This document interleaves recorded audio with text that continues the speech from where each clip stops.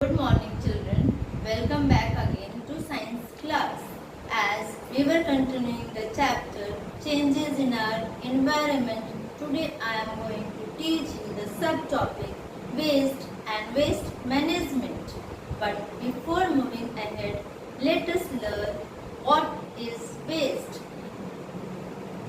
What type of things we can keep in waste category? Waste are unwanted or unusable materials. Waste is a substance that is discarded after primary use or is worthless, defective and of no use.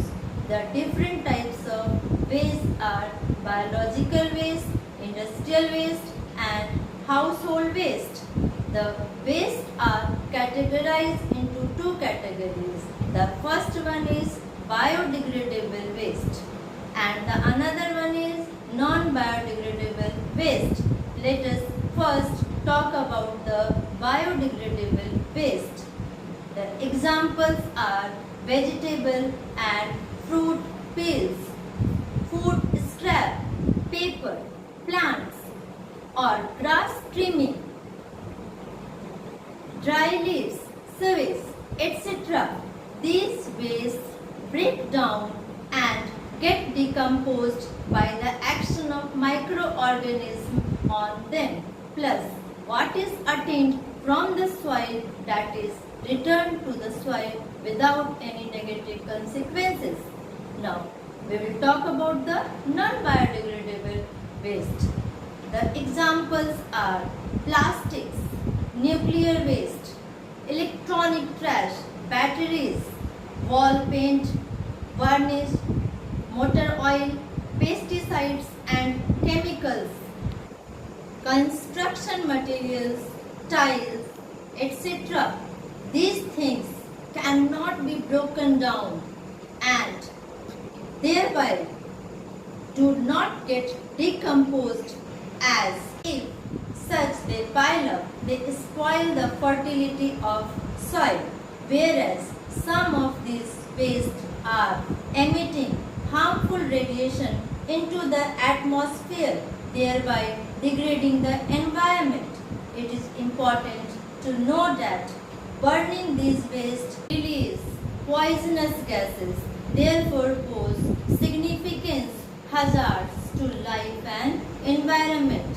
Now we will learn about waste management. Due to increase in population, the amount of waste is also increasing and this became a major problem for us. So, to minimize it, waste management principle is to be followed. Waste management is an effective way to reduce and dispose waste.